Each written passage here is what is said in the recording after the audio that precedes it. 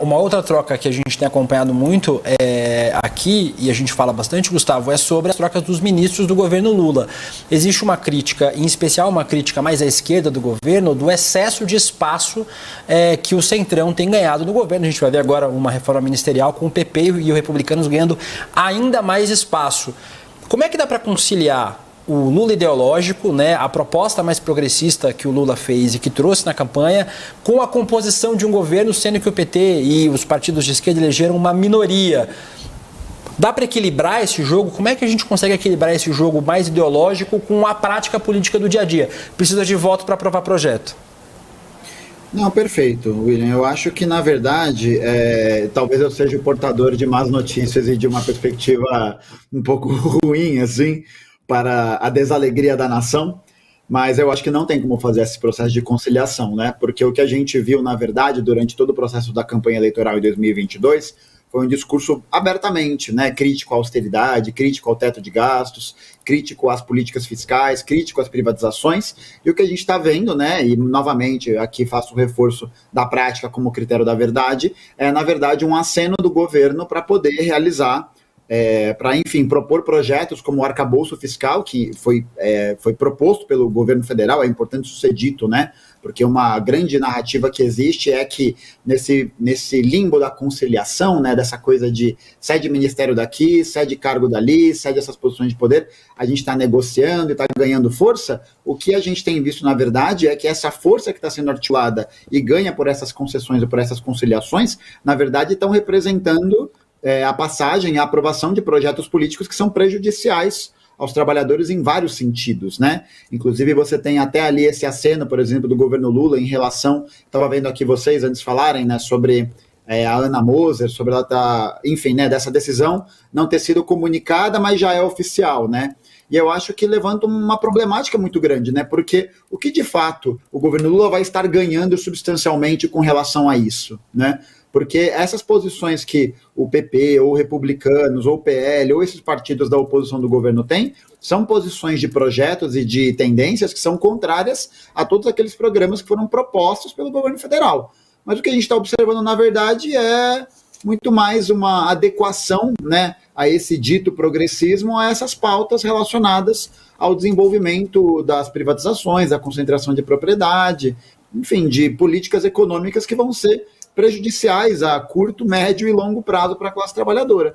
Então eu acho que não é possível realizar essa conciliação e esperar um resultado diferente do que seja um resultado de políticas que vão ser ruins, né? Substancialmente, falando de maneira mais simplificada, mas para ser mais pedagógico, mais didático, que serão ruins para a classe trabalhadora. Então eu acho que essas conciliações que estão em curso são conciliações que, na verdade, mostram que a ideologia dita progressista, que esse progressismo, ele tem um alcance e um voo muito reduzido e muito baixo. E aí fica a questão, o quanto vale a gente rifar os interesses da classe para poder fazer conciliações que sequer podem apresentar resultados positivos enquanto termos de políticas públicas para os trabalhadores. Eu acho que essa é a questão central que a gente tem que se fazer. É uma crítica que já se fazia, inclusive, aos outros governos Lula, né?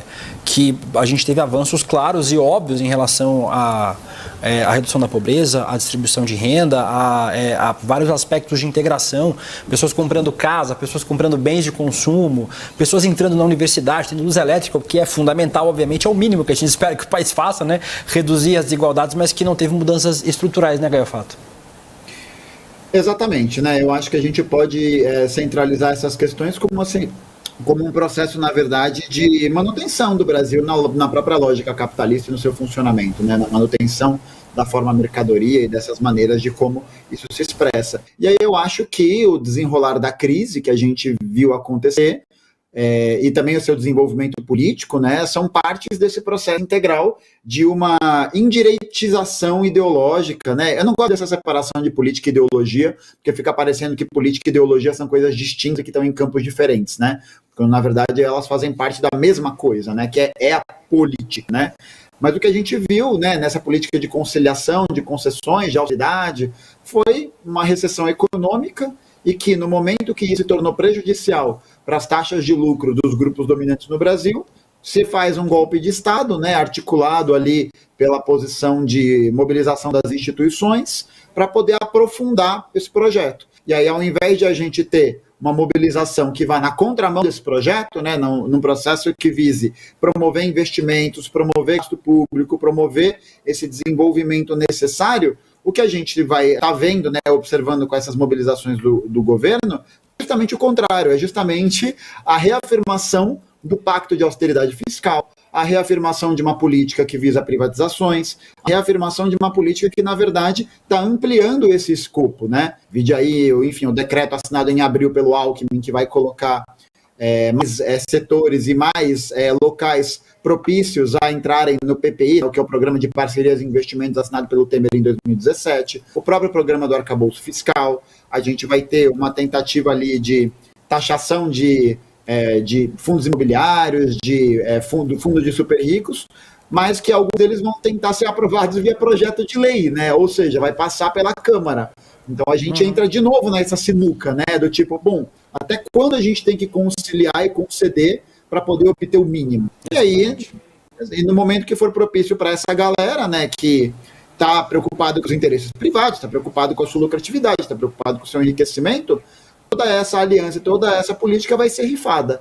E aí a questão que fica nesse processo de ampliação das contradições, de ampliação da carestia, de ampliação dessas políticas, de quem a classe trabalhadora vai ficar ao lado quando tiver um novo processo político?